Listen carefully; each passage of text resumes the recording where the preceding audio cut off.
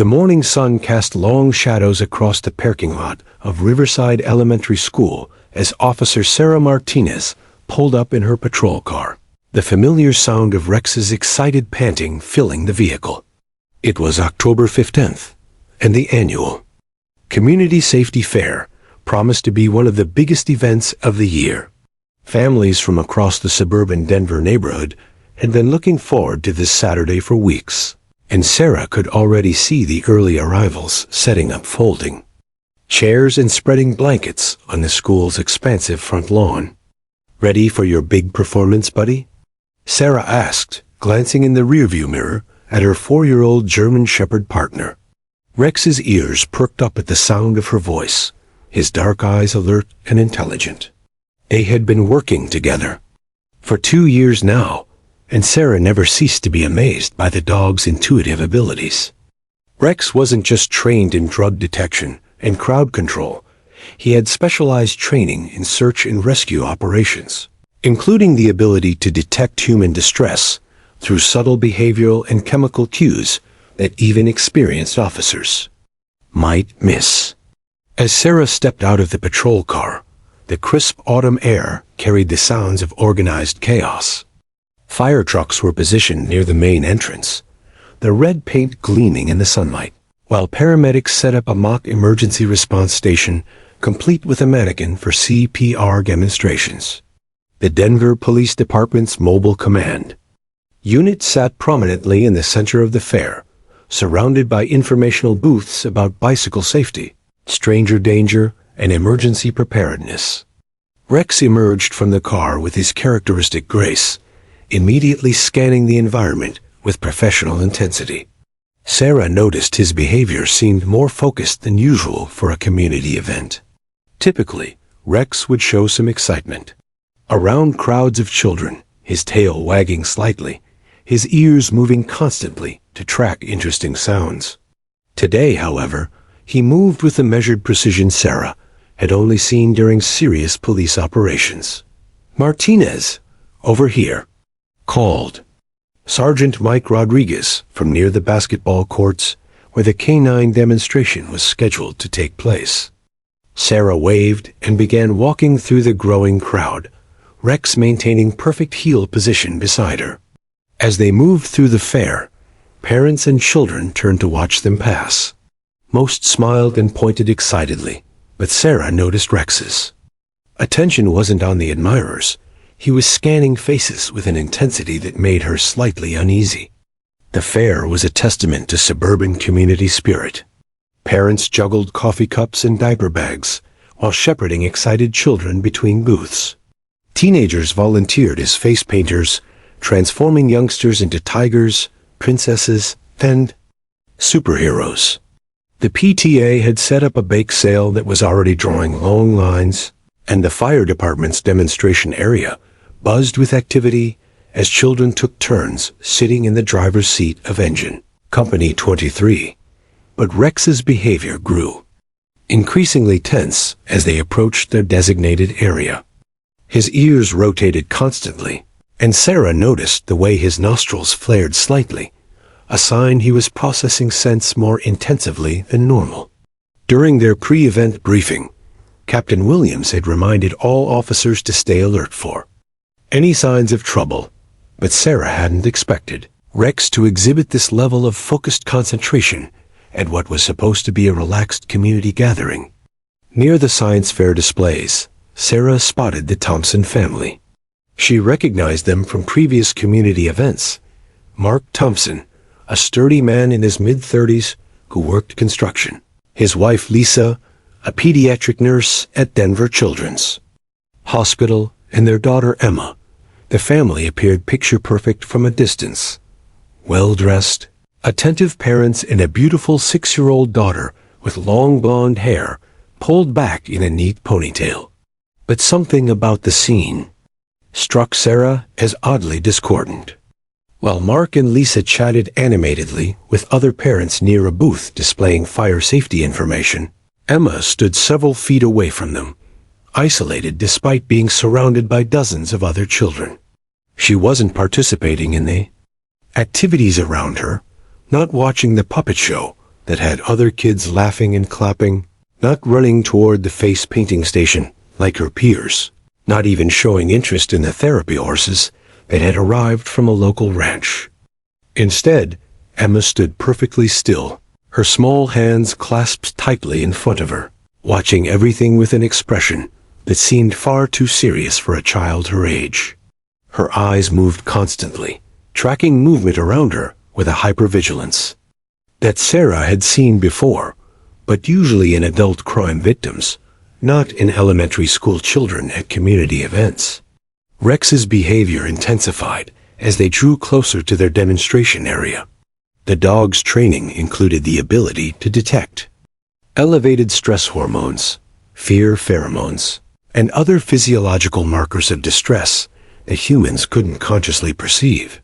Sarah had seen him react this way during search and rescue operations when they were close to finding missing persons, particularly those who had been victims of crimes or accidents. Sarah. Perfect timing. Mrs. Janet Peterson, Emma's first grade teacher, appeared beside them carrying a clipboard and wearing a bright yellow volunteer badge. The kids are so excited for the K9 demonstration. We've been talking about police dogs all week in class. But even as she spoke enthusiastically, Sarah noticed Mrs. Peterson's eyes drift toward Emma Thompson with what looked like concern. As Sarah began setting up her demonstration equipment, orange cones, a small obstacle course, and training toys that would help show the crowd how police dogs were trained, Rex continued his intense scanning of the area. His attention seemed particularly drawn to the section where the Thompson family stood, though Sarah couldn't understand why. The family looked perfectly normal, engaged in typical fair activities. The morning progressed with the usual rhythm of community events, but Sarah couldn't shake the feeling that something significant was building. Rex's behavior remained focused and alert, so different from his usual demeanor at public demonstrations, that Sarah found herself unconsciously preparing for some kind of emergency response. Little did she know that in just a few minutes, a 6-year-old girl would approach her partner and speak 2 words that would transform an ordinary Saturday morning into a life-saving intervention that would echo through the community for years to come. The perfect autumn day was about to reveal that sometimes the most dangerous secrets hide behind the most ordinary facades, and that a trained police dog's instincts can penetrate deceptions that fool every adult in sight. The crowd began to gather around the K9 demonstration area as Sarah Martinez adjusted the microphone clipped to her uniform. Nearly 50 people had formed a loose semicircle on the grass, parents holding up smartphones to record their children's reactions, teenagers clustering together with the casual interest of those too cool to show genuine excitement, and dozens of elementary school kids bouncing on their toes with anticipation. "Good morning, everyone." Sarah's voice carried clearly across the autumn air. "I'm Officer Martinez, and this is my partner Rex. We've been working together for 2 years as part of the Denver Police Department's K9 unit." Rex sat at perfect attention beside her, his ears erect and alert, though Sarah noticed his eyes continued to scan the crowd with that same intense focus she'd observed earlier. "Rex is trained in several specialties," Sarah continued, gesturing toward her partner. "He can detect narcotics, help with crowd control, and he's also certified in search and rescue operations. That means he can find missing people, even in very difficult conditions." As she spoke, Rex's nose twitched slightly, and Sarah caught him looking toward the back of the crowd where the Thompson family stood. Little Emma Thompson remained apart from the other children, who had pressed closer to get the best view of Rex, while her classmates whispered excitedly to each other and pointed at the impressive German Shepherd. Emma stood motionless about 10 feet behind the main group. Her parents, Mark and Lisa, were engaged in conversation with another couple, occasionally glancing toward the demonstration, but not seeming to notice their daughter's isolation. "Who wants to see Rex demonstrate some of his training?" Sarah asked, and nearly every child's hand shot up immediately. The energy in the crowd was infectious, with parents chuckling at their children's enthusiasm, and even some adults calling out encouraging comments. But Emma didn't raise her hand. She didn't smile or laugh like the other kids. Instead, she stared at Rex with an expression that Sarah was beginning to recognize as something far more serious than typical childhood. Interest. Rex began his demonstration routine, showing off his obedience training by responding to hand signals from Sarah.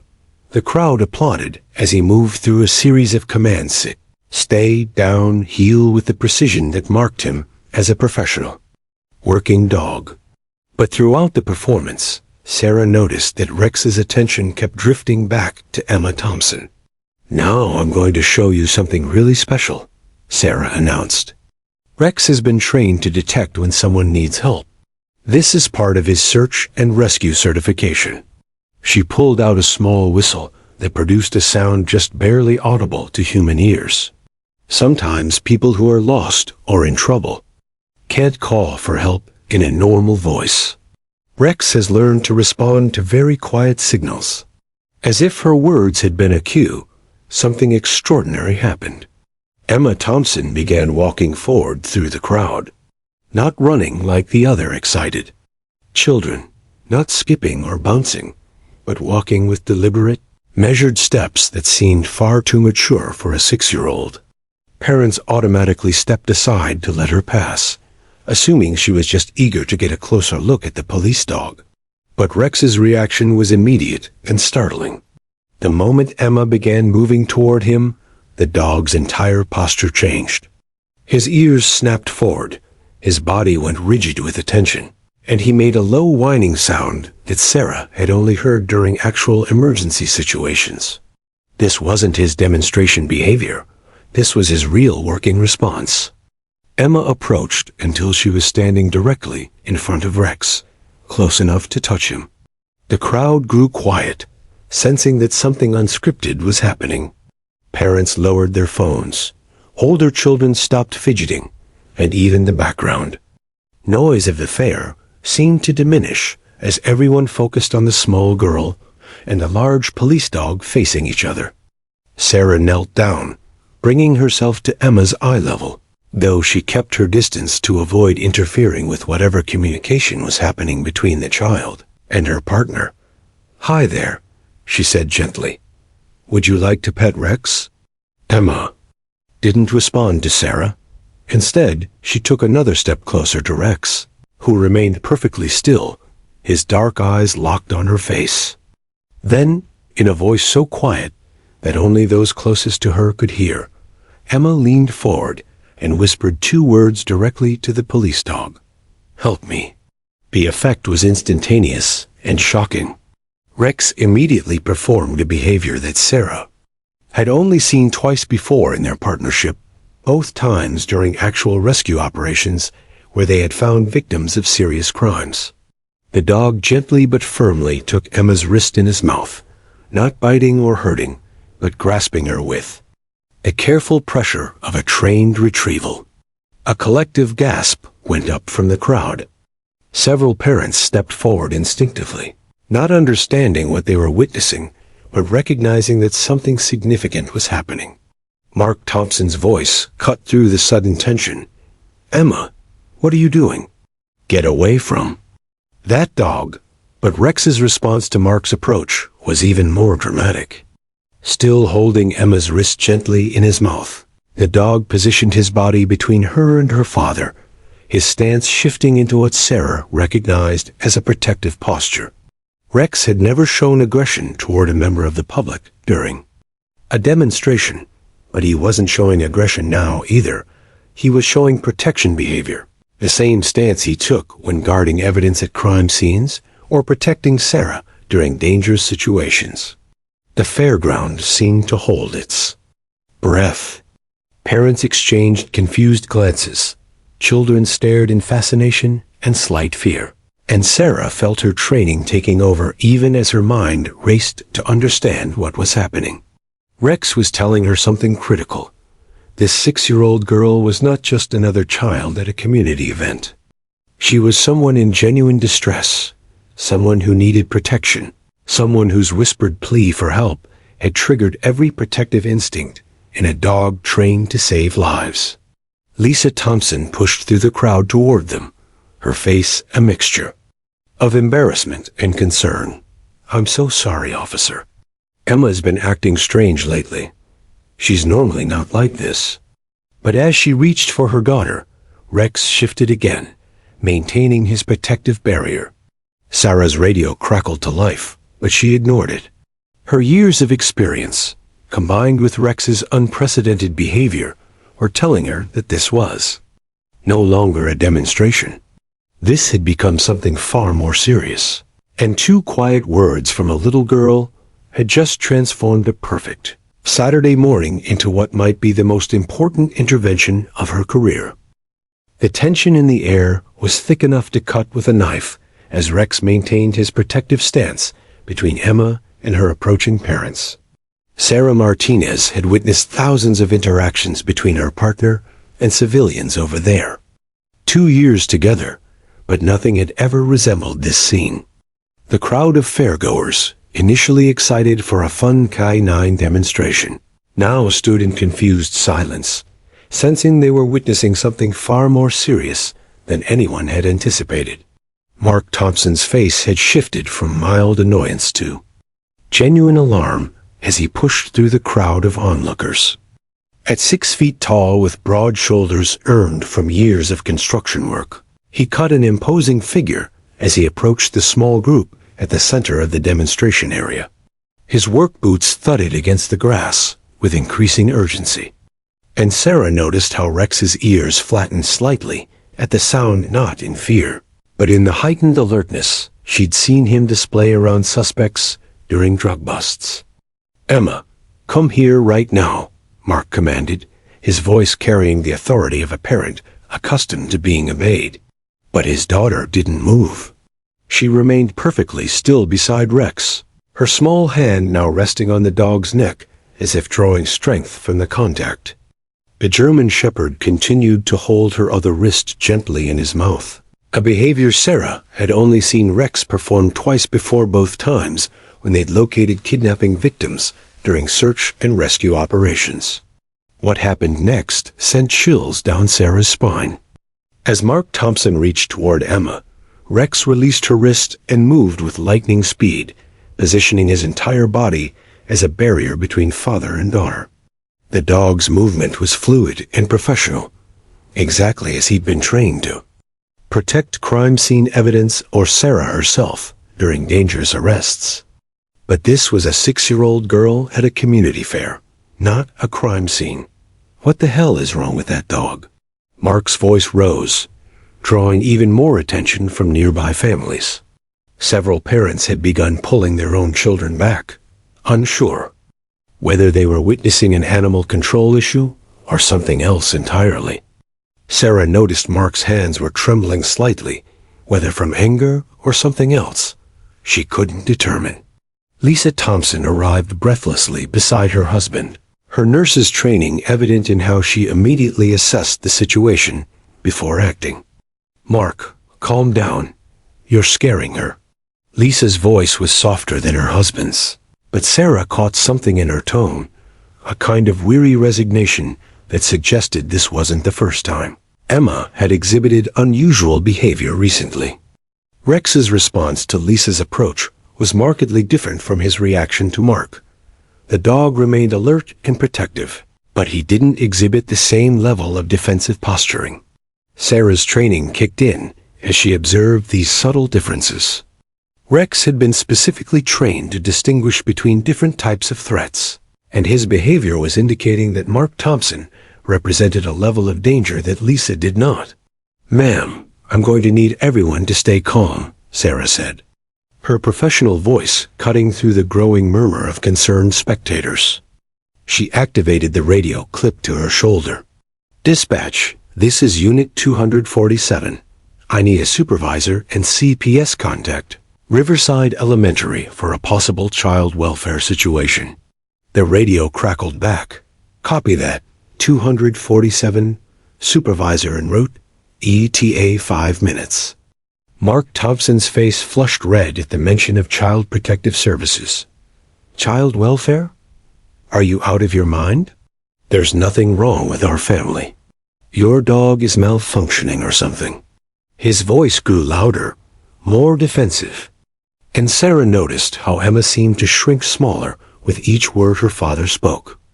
Mrs. Peterson, Emma's teacher, had been watching from the edge of the crowd, but now she approached Sarah with obvious concern. Officer Martinez, could I speak with you privately for just a moment? The veteran educator's expression was grave, and Sarah recognized the look of someone who had been wrestling with difficult suspicions. I'll be right back, Sarah told the Thompsons, though she positioned herself where she could maintain visual contact with Rex and Emma. The teacher led her just far enough, away to speak quietly without being overheard by the crowd. Officer, I've been teaching for 22 years, and I've never seen a change in a child like what I've observed with Emma over the past 2 months. Mrs. Peterson began, her voice heavy with concern.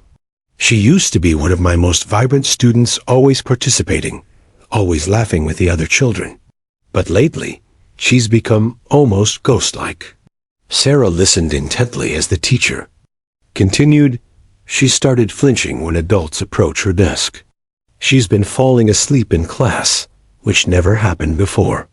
Yesterday, I found her hiding under her desk during lunch, and when I asked what was wrong, she just said, "The bad man might come."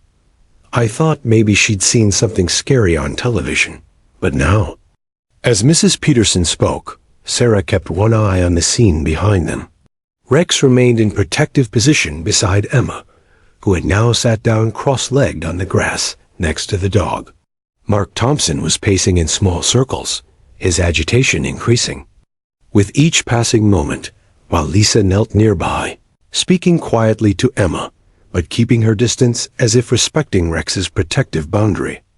There's more, Mrs. Peterson continued.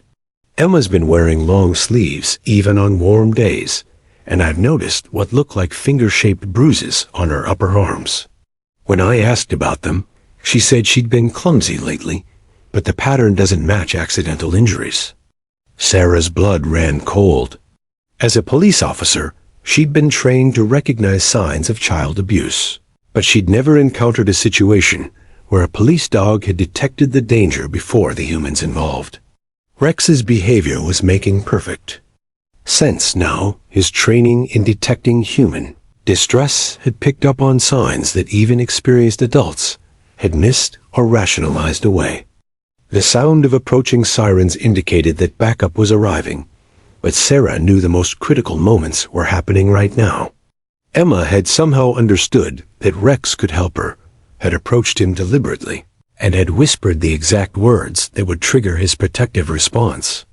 The question now was whether the adults in her life would listen to what both the child and the dog were trying to tell them. As Sarah turned back toward the group, she saw Emma look up at her with eyes that held far too much knowledge for a 6-year-old.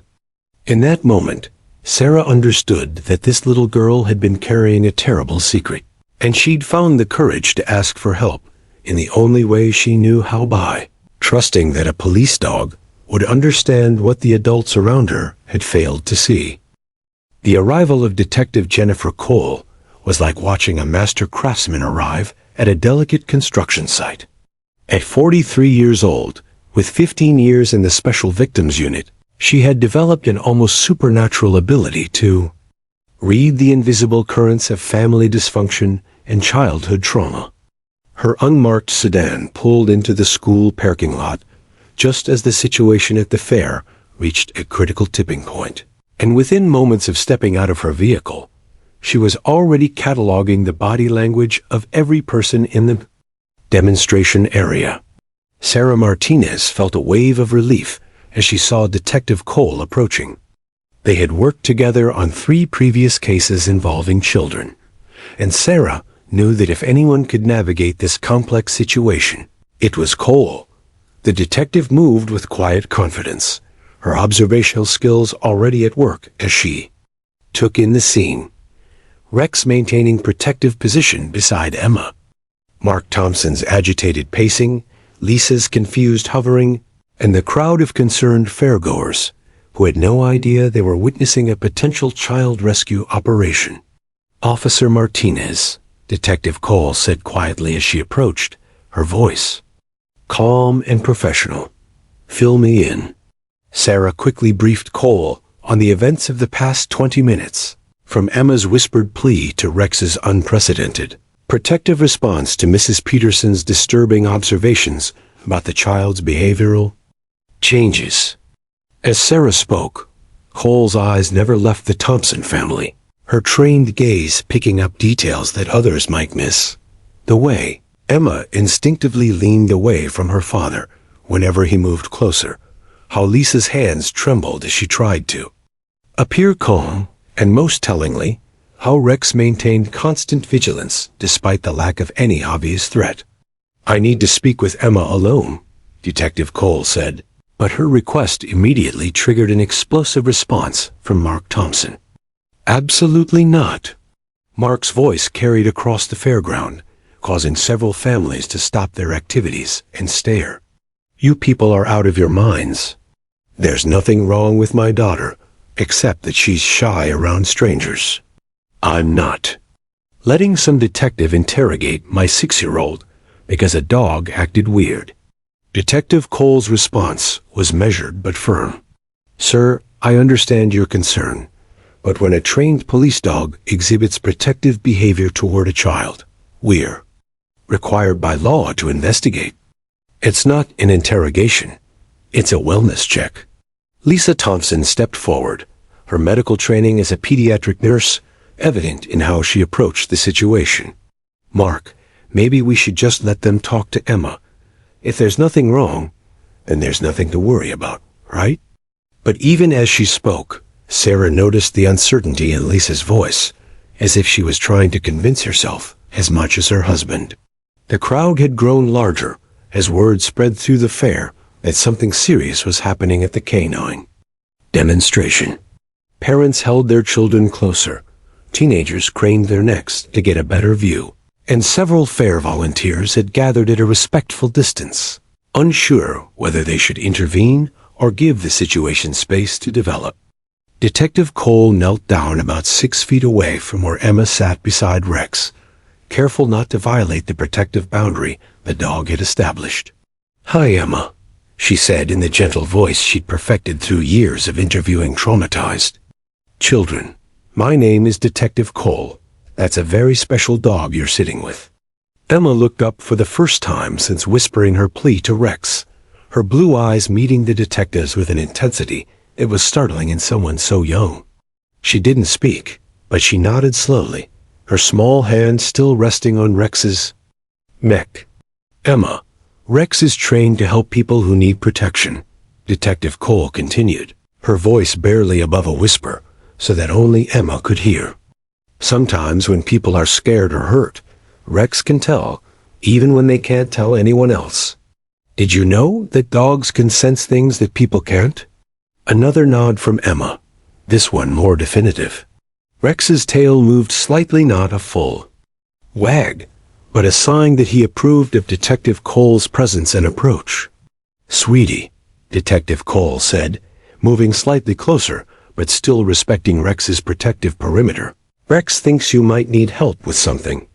Is there something you'd like to tell me about? Something that's been making you feel scared or sad?"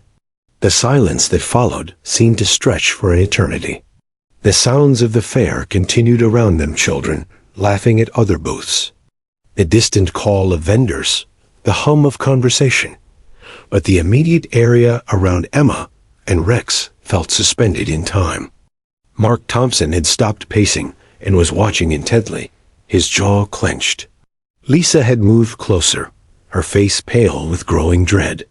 Then, in a voice so quiet that Detective Cole had to lean forward to hear, Emma spoke words that would haunt everyone present. "The bad man lives in my house now. He hurts me when Mommy and Daddy go to work. He said if I tell anyone, he'll hurt my whole family." The impact of Emma's revelation was immediate and devastating. Lisa Thompson's face went white as understanding crashed over her like a physical blow. Her hands flew to her mouth, and she staggered backward as if she'd been struck. "Oh my God," she whispered. "Oh my God, Emma. Who is the bad man?" But Mark Thompson's reaction was entirely different. Instead of shock or concern, his face darkened with what looked almost like fury. "Emma, you stop this right now. You're telling lies and getting everyone upset. There is no bad man." Rex's response to Mark's raised voice was swift and unmistakable. The dog rose to his feet and moved directly between Mark and Emma, his body, language shifting into full protective mode. This wasn't the alert attention he'd shown earlier. This was the stance Sarah had seen him take when facing armed suspects. Detective Cole felt her heart racing as pieces of a terrible puzzle began falling into place. Emma's whispered confession had opened a floodgate, and the child's next words would change everything. "Uncle David, he said it's our special secret, but it hurts. And he smells like the medicine that makes people sleep."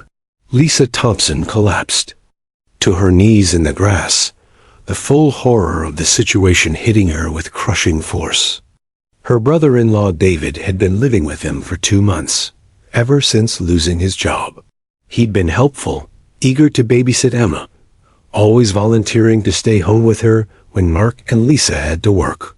And now Emma was telling them that her trust, her innocence, and her safety had been violated in the worst possible way by someone they'd welcomed into their home. The fairground seemed to hold its breath as Detective Cole reached for her radio, knowing that Emma's courage in speaking those devastating words had just transformed the community event into the beginning of a criminal investigation that would shake this suburban neighborhood to its core. The world seemed to shift on its axis as Emma's devastating revelation echoed in the suddenly quiet air around the demonstration area. Detective Cole felt the familiar surge of controlled anger that came with every child abuse case, the kind of righteous fury that had to be channeled into professional action rather than personal vengeance. She reached for her radio with steady hands, though her heart was pounding with the urgency of what needed to happen next. "Dispatch, this is Detective Cole, badge number 2847. She spoke into the radio with calm authority that belied the chaos of emotions swirling around the scene. "I need immediate patrol backup to 1247 Maple Street for an arrest warrant on suspected child sexual abuse charges. Also need forensic services and victim services coordinator to respond to Riverside Elementary School." Lisa Thompson remained on her knees in the grass, her face buried in her hands as the full horror of her daughter's words sank in. The pediatric nurse, who spent her days protecting other people's children, had failed to protect her own, and the guilt was crushing her with almost physical weight. 2 months, she whispered through her tears. "He's been living in our house for 2 months. Oh God, Emma, I'm so sorry. I'm so sorry." Mark Thompson's reaction continued to puzzle and concern Detective Cole. Instead of the shock and protective rage she typically saw from non-offending parents, Mark seemed more focused on damage control. "This is insane," he kept repeating, his voice growing louder with each iteration. "David would never... Emma must be confused. Kids make up stories all the time." Rex's response to Mark's agitation was immediate and telling. The German Shepherd positioned himself even more protectively around Emma, his body language indicating that he perceived Mark as a potential threat to the child's safety. Detective Cole made a mental note to explore the family dynamics more. Thoroughly, Rex's behavior suggested that Emma's trauma might be more complex than a single perpetrator. Emma had withdrawn into herself after her confession, curling up against Rex's side as if the dog's presence was the only thing keeping her anchored to safety. Detective Cole recognized the signs.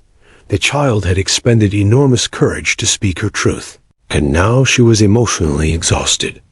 The detective knew she had a narrow window to gather crucial information before Emma shut down completely.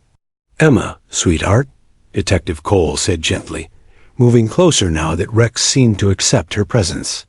"You were very brave to tell me about Uncle David. Can you tell me how long this has been happening? When did it start?" Emma's voice was barely a whisper, but in the hushed atmosphere of the crowd, every word carried clearly. "After he moved into the room upstairs. He said Mommy and Daddy were working too hard, and he would take special care of me. He said it was because he loved me, but it hurts, and it feels wrong." Mrs. Peterson, who had been standing nearby with tears streaming down her face, suddenly spoke up. "The behavioral changes I mentioned started about 8 weeks ago, right around the beginning of September." She looked directly at Lisa Thompson. "That timing matches when you told me David had moved in to help with childcare while you and Mark were working extra shifts." The pieces of the puzzle were falling into place with sickening clarity. David Thompson had moved in with the family during a busy period when both parents were working extended hours. He'd positioned himself as helpful, eager to care for Emma, volunteering for babysitting duties that gave him unsupervised access to a vulnerable child. It was a textbook grooming situation, and Detective Cole had seen variations of it dozens of times in her career. Lisa finally looked up from her hands, her face streaked with tears and makeup. "He was so good with her," she said, her voice breaking. "He always volunteered to stay home when we had to work late.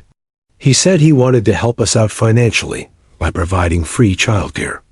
I thought we were so lucky to have family willing to help." "Where's David now?" Detective Cole asked, already knowing that time was critical. Suspects in child abuse cases often fled once they realized their crimes had been discovered, and she needed to coordinate his arrest before he had a chance to disappear. Mark Thompson ran his hands through his hair, his earlier defensiveness giving way to something that looked like dawning horror. "He's at the house. He said he wasn't feeling well this morning, so he stayed home while we came to the fair." He paused, looking at his daughter with new eyes. "Jesus Christ. Emma, is this really true? Has he been hurting you?" Emma nodded, fresh tears starting to flow. "I tried to tell you before, Daddy. I said I didn't want Uncle David to babysit me anymore, but you said I was being rude to family. I said I had bad dreams about monsters in my room, but you said big girls don't have nightmares." The impact of Emma's words hit Mark like a physical blow. He staggered backward, understanding that his daughter had tried to ask for help in the only way she knew how, and he had dismissed her concerns as childhood nonsense. The guilt and rage warring on his face were evidence of a father realizing he had failed to protect his child when she needed him most. Detective Cole's radio crackled to life. "Detective Cole, this is Unit 219. We're in position outside 1247 Maple Street. No movement visible from the residence. Requesting permission to approach. Negative 219. Maintain surveillance position until I arrive with warrant paperwork. Suspect may be armed and should be considered extremely dangerous." Detective Cole knew that cornered child abusers were unpredictable, and she wasn't taking any chances with officer safety or the integrity of the arrest. She turned back to the Thompson family, her voice taking on the firm tone of someone who had taken control of a crisis situation. "Mark, Lisa, I need you both to listen carefully. We're going to arrest David today, but I need Emma to be somewhere safe while that happens. We also need to preserve any evidence that might be in your home." Lisa nodded through her tears. "Whatever you need, just ... Just make sure he can't hurt her anymore." As Detective Cole began coordinating the complex operation that would unfold. Over the next few hours, she looked down at Emma, who was still pressed against Rex's side. The little girl who had found the courage to whisper, "Help me," to a police dog, had just brought down a predator who might have continued abusing her for years. Her bravery was about to ensure that David Thompson would face justice, but the healing process for Emma and her family was just beginning. The investigation that started with 2 quiet words at a community fair was about to expose the dark secrets hidden behind the facade of a perfect suburban family. And Detective Cole knew that. The hardest work rebuilding trust and healing trauma lay ahead. The Thompson house on Maple Street had always been the kind of home that neighbors pointed out to visitors as an example of the perfect suburban dream. The 2-story colonial, with its white picket fence, carefully manicured lawn, and cheerful yellow shutters, represented everything that families in the Riverside neighborhood aspired to achieve. Children rode their bicycles on the quiet street. Elderly residents tended their gardens with pride, and everyone knew each other's names.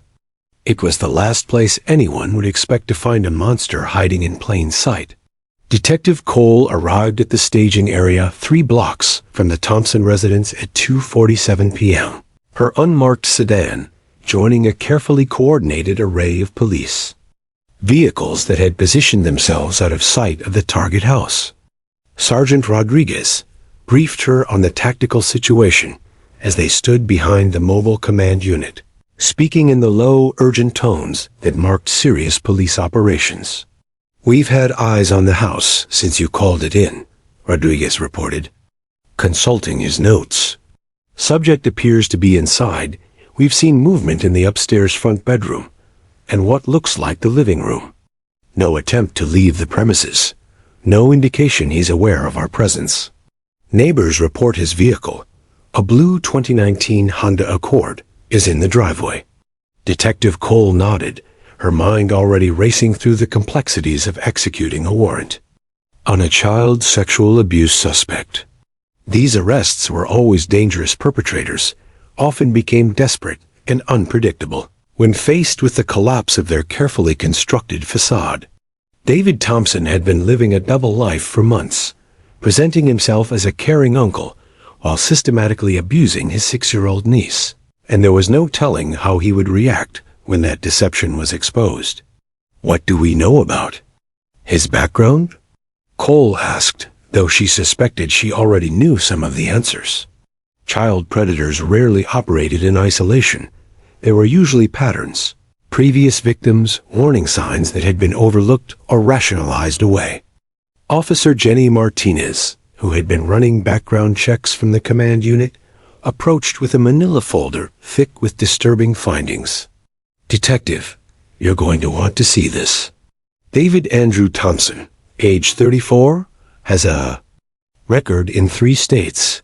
2 previous arrests for child endangerment, 1 conviction for inappropriate contact with a minor that resulted in 18 months in county jail. He was released 14 months ago." The information hit Detective Cole like a punch to the stomach. This wasn't a case of a family member who had suddenly developed abusive tendencies. This was a repeat offender, a predator with a documented history of targeting children.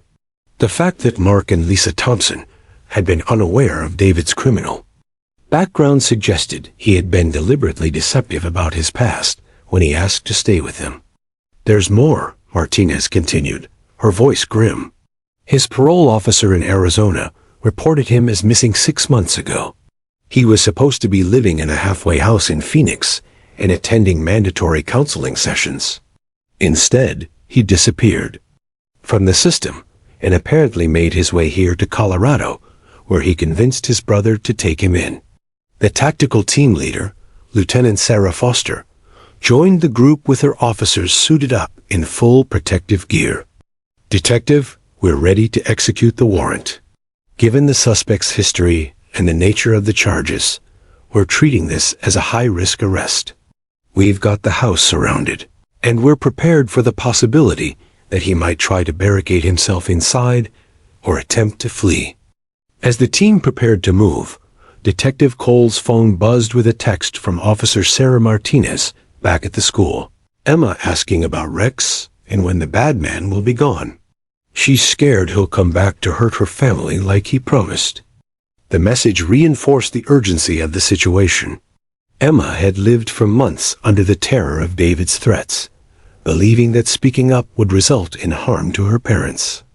Even now, having found the courage to reveal the truth, she was haunted by the fear that her abuser would somehow escape justice and return to punish her for her bravery.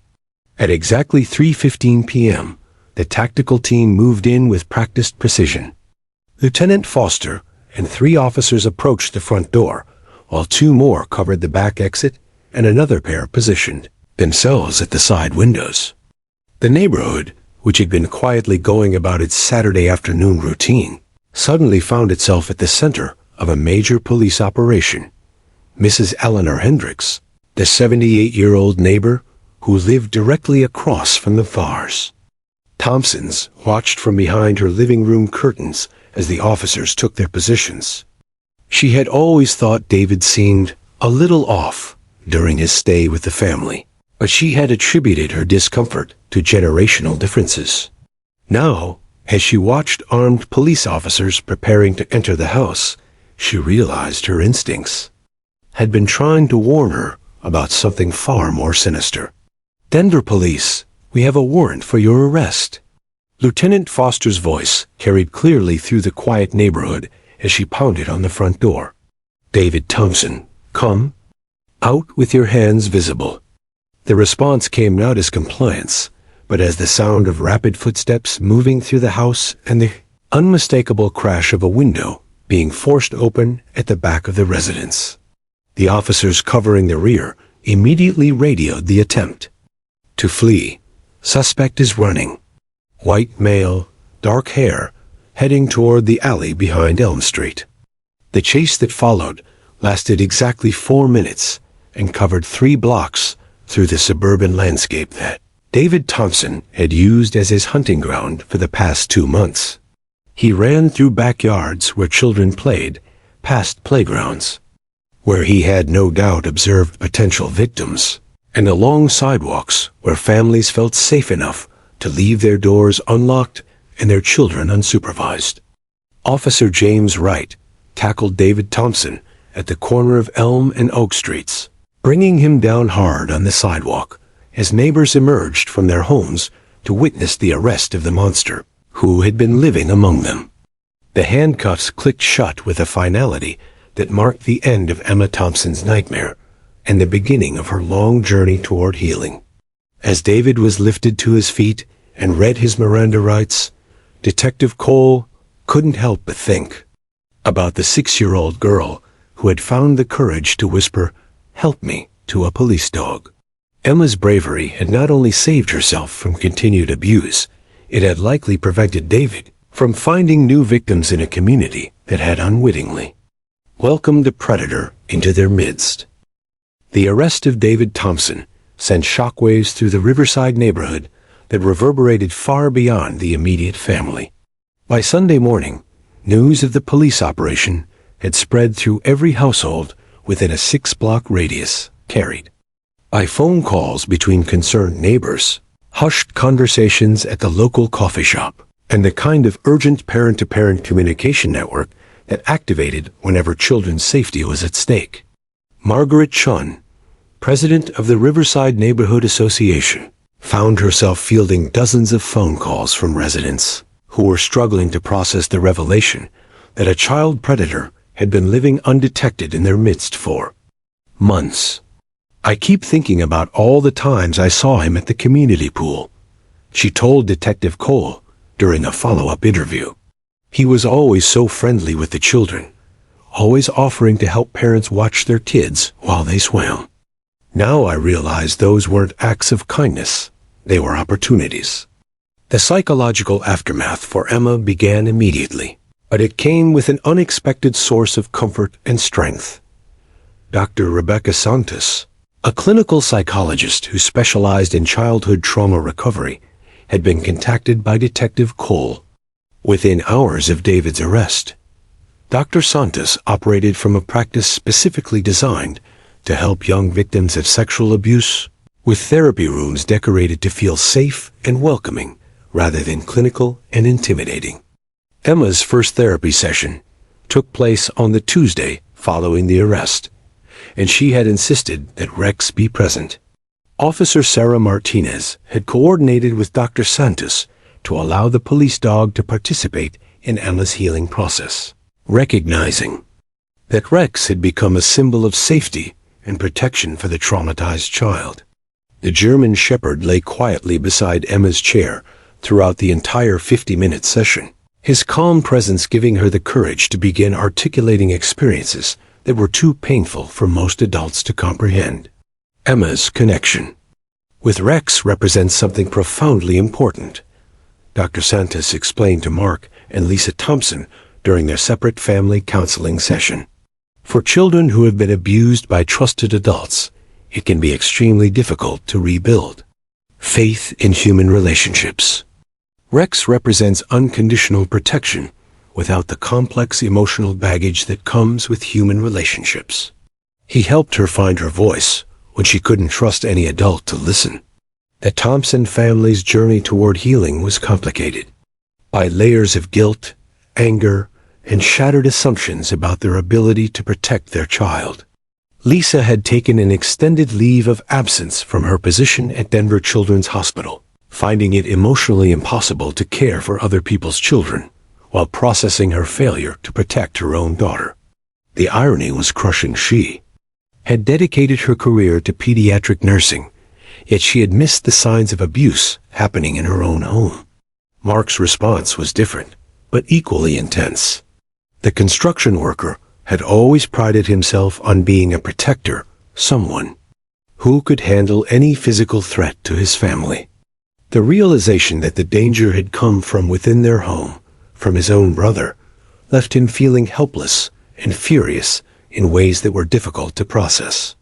"I trusted him with the most precious thing in my life," he told Dr. Santos during a joint counseling session. "How do I live with that? How do I ever trust my judgment again?" The community response, however, was remarkable in its solidarity and determination to prevent future tragedies. Within 2 weeks of David's arrest, the Riverside Elementary School PTA had organized a series of educational workshops on recognizing signs of child abuse. Mrs. Peterson, Emma's teacher, became an unofficial spokesperson for the importance of listening to children when their behavior changes, even when their words don't explicitly describe abuse. "Emma tried to tell us in every way she knew how," Mrs. Peterson explained to a packed auditorium of parents and community members. "She stopped participating in activities she loved. She became withdrawn and fearful. She had unexplained injuries she attributed to being clumsy, and she started having what she called bad dreams about monsters. We adults rationalized every single sign because we couldn't imagine that someone we knew and trusted could be capable of such terrible acts." The local news coverage of the case was handled with unusual sensitivity, focusing on the heroic role of Rex and the importance of specialized police training rather than sensationalizing the details of Emma's abuse. Channel 7 News ran a feature story titled, "How a Police Dog Saved a Life," that highlighted the K-9 unit's training in detecting human distress and the critical role that animals could play in child protection efforts. The story resonated far beyond Denver. Within a month, police departments across the country were contacting the Denver K-9 unit to learn more about Rex's training protocols. The International Association of Chiefs of Police requested a presentation from Officer Martinez and Rex at their annual conference, recognizing that their case represented a breakthrough in understanding how specially trained animals could assist in child welfare investigations. Donations poured in from across the state to support child advocacy programs and trauma counseling services. A local businessman, whose own daughter had been a victim of abuse years earlier, established the Emma's Voice Foundation to provide free counseling services for child abuse survivors and their families. The foundation's logo featured the silhouette of a child and a dog, honoring the bond that had made Emma's rescue possible. Rex himself seemed to understand the gravity of his role in Emma's story. Officer Martinez noticed that the dog's behavior during subsequent school visits had changed. He was more attentive to children who seemed withdrawn or fearful, approaching them with the gentle persistence that had first drawn him to Emma at the safety fair. It was as if his success in helping one traumatized child had sharpened his ability to detect others who might need protection. 6 weeks after the arrest, Emma stood in Dr. Santos's office and spoke words that brought tears. To everyone present, I'm not scared of the monsters anymore, because I know Rex will always protect kids like me. Her healing journey was far from complete, but she had taken the first crucial steps toward reclaiming her childhood and her voice. The community that had once been shattered by the revelation of David Thompson's crimes was slowly rebuilding itself around a new commitment to child protection, guided by the courage of a 6-year-old girl who had whispered, "Help me," to a police dog and changed everything. 18 months after that October morning, when Emma Thompson whispered, "Help me," to a police dog, the Denver Convention Center buzzed with anticipation as over 800 attendees gathered for the annual National Child Safety Conference. The audience consisted of law enforcement officers, social workers, teachers, medical professionals, and child advocates from across the United States, all united by their commitment to protecting vulnerable children. But the most remarkable speaker of the day was preparing backstage with her 4-legged partner, now 8 years old. Emma Thompson had become one of the youngest child safety advocates in the country. Rex, now sporting a Special Service Medal on his collar, lay calmly beside Emma as she reviewed her speech notes with Dr. Rebecca Santos, who had become not just her therapist, but her trusted mentor in advocacy work. The transformation in Emma over the past year and a half had been nothing short of extraordinary.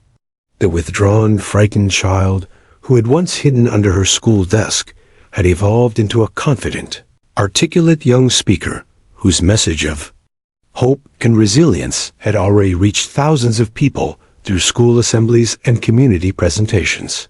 "Are you ready for this, Emma?" Dr. Santos asked gently, recognizing that speaking to such a large audience would be Emma's biggest challenge yet. The little girl nodded with quiet determination, her hand resting protectively on Rex's neck, a gesture that had become her signature source of strength during public appearances. In the audience, Mark and Lisa Thompson sat in the front row, their faces glowing with pride and emotion. Their own healing journey had been long and difficult, marked by intensive family counseling, marriage therapy, and the painful process of rebuilding trust in their ability to protect their daughter. Lisa had eventually returned to her nursing career with a new specialization in pediatric trauma care, while Mark had become a volunteer coordinator for Emma's Voice Foundation, using his construction skills to build safe spaces for child counseling centers. Detective Jennifer Cole occupied a seat of honor on the conference planning committee, having been promoted to lieutenant and placed in charge of the state's new Child Protection Task Force. The success of Emma's case had led to significant changes in law enforcement protocols, with police departments nationwide implementing specialized training programs that emphasized the importance of taking children's distress signals seriously, regardless of how those signals were communicated. Officer Sarah Martinez and Rex had become something of a celebrity team in law enforcement circles, traveling to police academies across the country to demonstrate advanced techniques for detecting child abuse situations. Their partnership had directly resulted in the rescue of 17 additional children over the past 18 months, as Rex's enhanced sensitivity to childhood trauma had been refined through continued training and real-world experience. As Emma walked onto the stage, the massive audience fell silent. She appeared small behind the large podium, but her voice carried clearly through the convention center's sound system as she began to speak. "My name is Emma Thompson, and when I was 6 years old, I was hurt by someone I was supposed to trust. For a long time, I thought it was my fault, and I was too scared to tell anyone what was happening to me. The audience listened with rapt attention as Emma recounted her story, not with the clinical detachment of a case study, but with the authentic voice of a survivor who had found the courage to transform her pain into purpose. She spoke about the months of silence and fear, about the failed attempts to communicate her distress through behavior changes that adults misinterpreted or ignored, and about the moment when she realized that a police dog might understand what humans had missed. "Rex saved my life," Emma continued, her voice growing stronger with each word. "But he didn't just save me from the bad man. He saved me from staying silent forever. He taught me that asking for help isn't something to be ashamed of. It's something to be brave about." The conviction hearing for David Thompson had taken place 8 months earlier, with Emma providing testimony via closed-circuit television, while Rex lay beside her for comfort. David had ultimately pleaded guilty to multiple counts of child sexual abuse and received a 25-year prison sentence without the possibility of parole. The evidence against him had been overwhelming, including testimony from 3 other victims who had found the courage to come forward after Emma's case became public. But Emma's speech wasn't focused on her abuser. It was focused on hope, resilience, and the power of finding one's voice. "Sometimes grown-ups don't understand when kids try to ask for help," she explained to the audience. "We might not use the right words, or we might be too scared to say anything at all. But there are people who will listen, and there are ways to get help even when you think nobody cares." Rex's role in ongoing child protection efforts had expanded far beyond his original training. The Denver Police Department had established the Rex Protocol, a systematic approach to incorporating specially trained dogs into child welfare investigations. Police departments in 12 states had implemented similar programs, leading to the identification and rescue of dozens of additional child victims. As Emma concluded her presentation, she delivered the message that had become her signature. If you're a kid and someone is hurting you, remember that it's not your fault, and you deserve to be safe. Find someone you trust, a teacher, a police officer, maybe even a police dog like Rex, and use whatever words you can to ask for help. Your voice matters, and there are people who will believe you. The standing ovation that followed lasted nearly 5 minutes, with many audience members wiping away tears as they recognized the profound courage it had taken for Emma to transform her trauma into a mission of protection for other children. Rex, sensing the emotional energy in the room, stood and wagged his tail, a rare display of emotion from the typically professional police dog. As Emma and Rex left the stage together, Dr. Santos reflected on the incredible journey that had brought them to this moment. A whispered plea for help at a suburban school fair had evolved into a national movement for child protection, demonstrating that sometimes the most powerful voices belong to those who have been silenced the longest. Emma Thompson had proven that healing from trauma didn't mean forgetting the past. It meant using that experience to build a safer future for others. Her partnership with Rex would continue to save lives, one child at a time, ensuring that no other 6-year-old would have to suffer in silence the way she once had. The little girl who had once been too frightened to speak had found her voice, and that voice was changing the world.